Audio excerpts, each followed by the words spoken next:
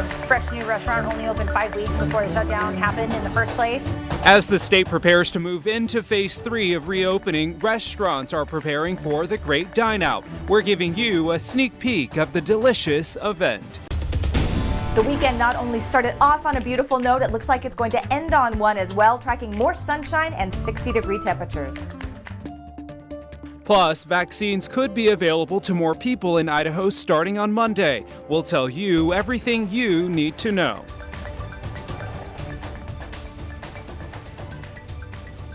Now at 6, a live look at downtown Spokane on this beautiful Saturday. Even as the sun is setting, the inland Northwest is in for a fantastic weekend. Good evening. It's great to have you here with us tonight. I'm Tim Pham alongside meteorologist Michelle Boss. Michelle, you didn't get outside today, but you got out yesterday. How's it looking in your area? Yeah, of course, I knew I had to work this weekend, so I took advantage of the great weather yesterday and went out and hiked out at Indian Painted Rock Trail. That's out in Spokane area. Gorgeous weather there. Of course, yesterday all the bugs are waking up, so I was excited about that. But we do have even more beautiful weather on the way for the second half of the weekend for those who are off on Saturdays and Sundays. Satellite and radar showing dry conditions across the inland Northwest. You're seeing a few clouds out across western and central Washington. Those are mainly cirrus clouds, so we'll have some high clouds out there from time to time, but still plenty of sunshine. 51 right now in Spokane. It has slipped down into the 40s in Coeur d'Alene, Deer Park, and Sandpoint.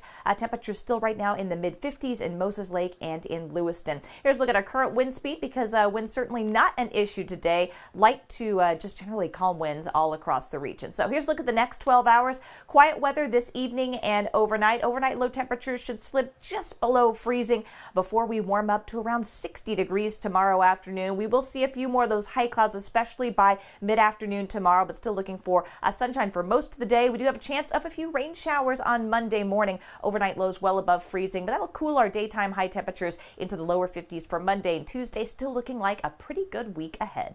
Not bad. All right, Michelle, thanks so much. A closer look now. More people in Idaho may be eligible to get the coronavirus vaccine. Idaho's COVID-19 Vaccine Advisory Committee is sending a recommendation to the governor to vaccinate Idahoans between 16 and 44 in Group 3 on Monday.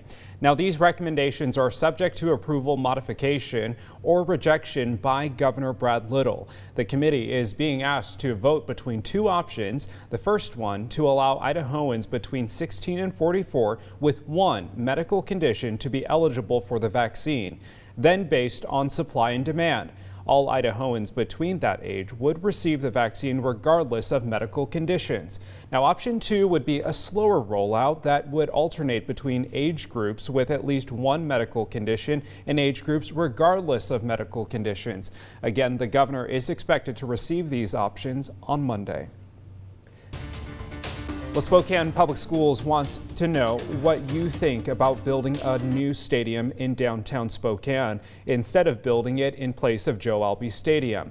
Now this week, the SPS board heard a proposal from the Downtown Spokane Partnership and the United Soccer League to build the new stadium near the Spokane Arena. The proposal claims it would save the school district $17.5 million. Proponents claim that the central location would be convenient and provide more economic impact for the whole community. Voters may remember they decided against a downtown sports stadium in 2018. Now the school district wants to hear from you. SPS posted an online survey on its website. It's also holding 2 public forums next week on March 16th and 17th, starting at 6:30 in the afternoon on Zoom. You can register for those meetings on the district's website.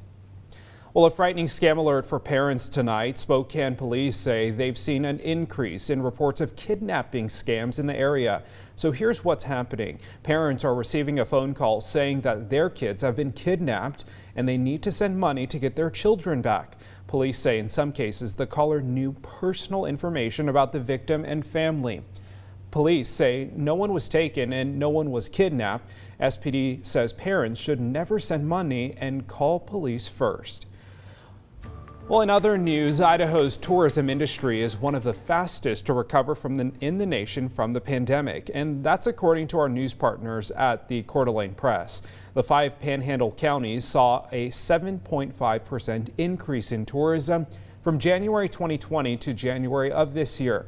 That's only 3.4% less than the previous year.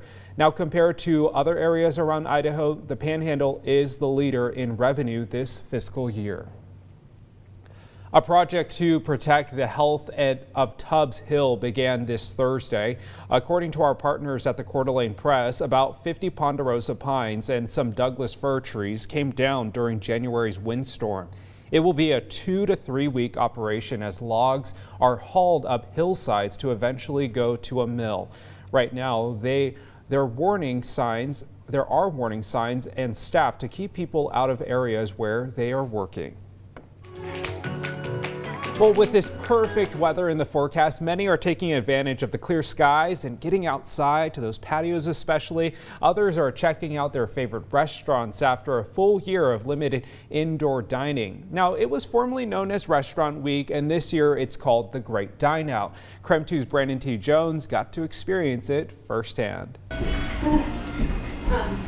Yeah, they go down there. I don't think they have. Food is the official language of the world.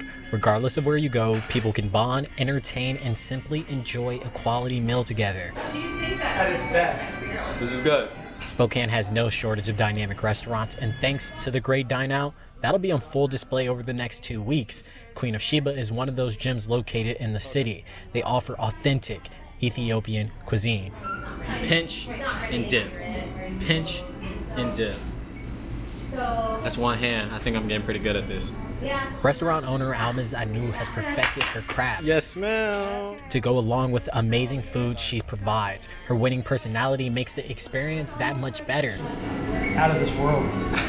All right, second location of the day, Watts 1903 Spirits and Eatery. Pretty excited to try this. I'm gonna get some fried mozzarella as the Dine Out experience. Watts opened last year, only 5 weeks before the pandemic hit. I'm just happy that businesses have survived this last year and that we're able to kind of do what Spokane does and just make it a place for everyone to come and gather and have a great time. So, offering American-style cuisine, Watts is located in Spokane's West End neighborhood. Looks pretty good. The dish I ordered was nice and simple, yet made to perfection. Any day spent trying food across Spokane is obviously a day well spent. They're a great location to check out with St. Patrick's Day approaching. There's more than 160 restaurants participating in the Great Dine Out across the region. What makes this event even more special is that local restaurants don't pay for any of the additional advertisements. Look at the cheese, dive into the cheese. From Spokane, Brandon T. Jones, KREM 2 News. It's really exciting. It actually kind of feels like everybody's coming out of hibernation, both physically and mentally. Well, not only are restaurants in Spokane participating, but so are restaurants in Coeur d'Alene. We sat down with one restaurant owner who couldn't be more happy to participate. We're coming off the last year of COVID and quarantines and everybody's lives being completely upended. And the sun is shining and people are like having human interaction again, which is phenomenal to see. And it just seems like there's this feeling in the air that everybody's just so excited to be out and just being human again. Well, right now there are 150 restaurants participating, and for a full list of the restaurants in Coeur d'Alene and Spokane participating, just text the word DINE to 509-448-2000. We'll send a link right to your phone. Well, we're just getting started here on KREM 2 News at 6. Next, how voters could decide on decriminalizing certain mushrooms. The news is back in less than 3 minutes.